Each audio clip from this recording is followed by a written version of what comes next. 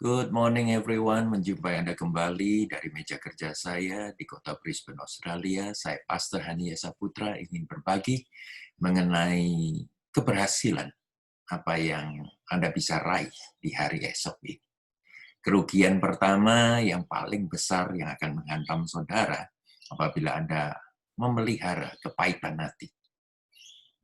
Kepahitan hati itu borok. Kepahitan hati itu adalah sampah semata-mata. Pertama, kalau sudah pahit hati, doa saudara tidaklah akan pernah dijawab. Ya, dan kepahitan hati itu sepertinya dua tangan yang di belakang saya ini, ingin mencengkram Anda, ingin memenjarakan Anda, ingin meremukkan Anda. Ya, pada waktu Anda tanpa sadar, di kepala Anda ada dua tanduk. Anda serupa dengan iblis itu sendiri kalau saudara pahit. Ya. Jelas sekali bahwa kalau saudara pahit, doa saudara tidak akan pernah dijawab. Dan kalau saudara koleksi rasa tidak mengampuni ini, maka saudara akan melihat diri saudara sendiri semakin hari semakin cepat tua dan semakin hari mirip dengan bapa pembenci itu, yaitu iblis itu sendiri. Ya, dan itu akan secara perlahan akan menghancurkan diri Anda sendiri, iman Anda akan begitu saja, puff, gone.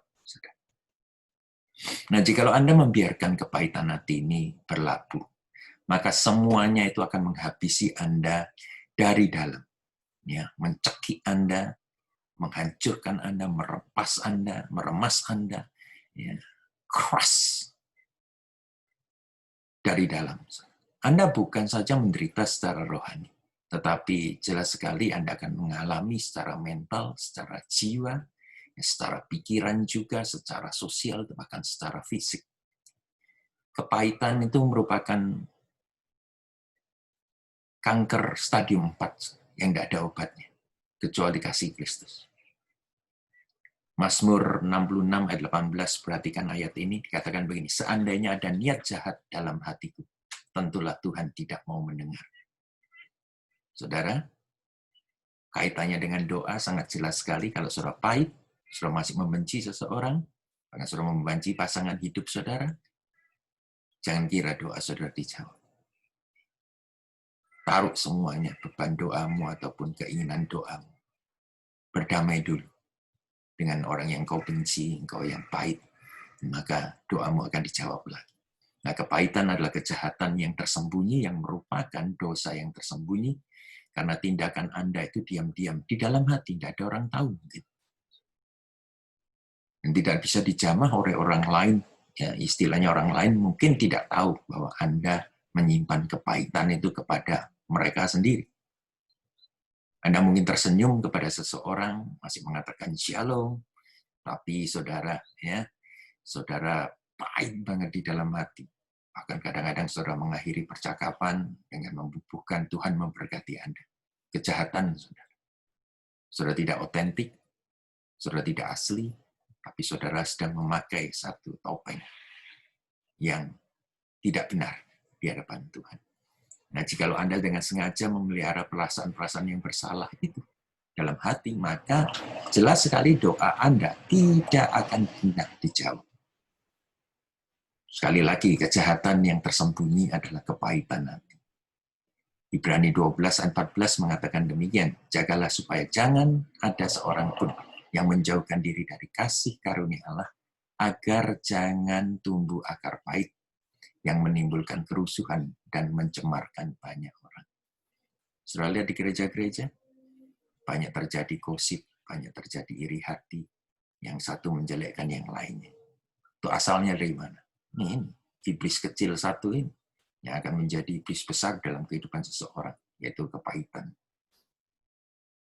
Untuk menjaga hati kita supaya kita bersih dari dosa ini, dan supaya doa kita dijawab, saudara, kita harus menjaga hati ini baik di hadapan Tuhan maupun ya, di hadapan manusia. Jagalah hatimu dengan segala kewaspadaan. Dan dari sanalah air sumber kehidupan itu mengalir.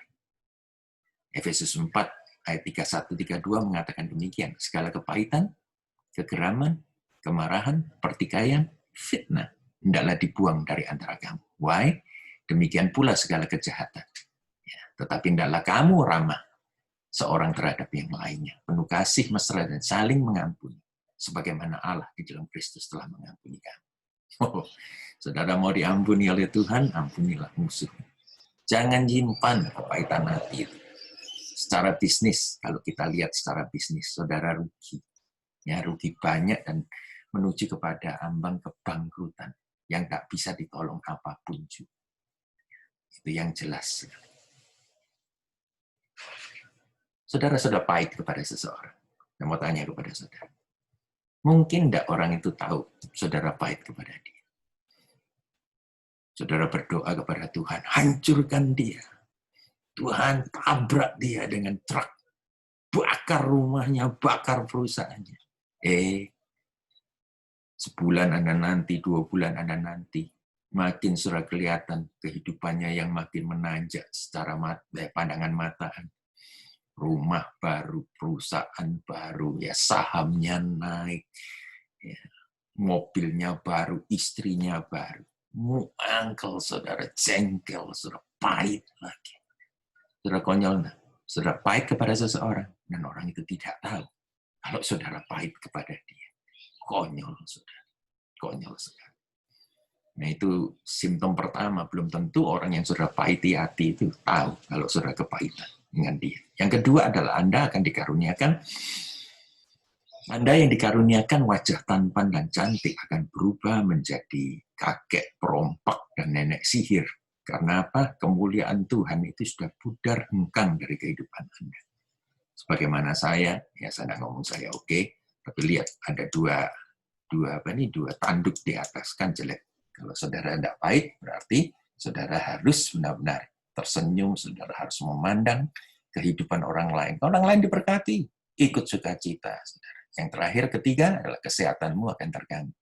Kalau saudara simpan kepahitan, itu kanker stadium 4. Saudara akan mengalami banyak gangguan dalam kesehatan saudara. Malam nggak bisa tidur, ya, dikarenakan merencanakan pembalasan. Ya, doa-doa pun negatif semuanya. Doa-doa pun sudah tidak berbaukan ya kasih Tuhan. Dan lama-kelamaan kita mati duluan daripada mereka. Rugi double, saudara. Oleh karena itu, jadilah yang kuat. Orang kuat itu, saudara. Orang kuat itu dikatakan begini. A strong person can go through a lot of things and still not be bitter. Orang yang kuat, orang yang perkasa itu, yang melalui banyak perkara, tetapi tetap dia tidak kepahitan. Biarlah hari ini saudara bersihkan, ya, take inventory. Apa yang masih menjadi kepahitan nanti saudara? Buang semuanya itu. Ganti dengan Kristus. Kristus mati untuk semua kepahitan kita. Dia memberikan kemanisan di dalam kehidupan kita. Tuhan memberkati saudara.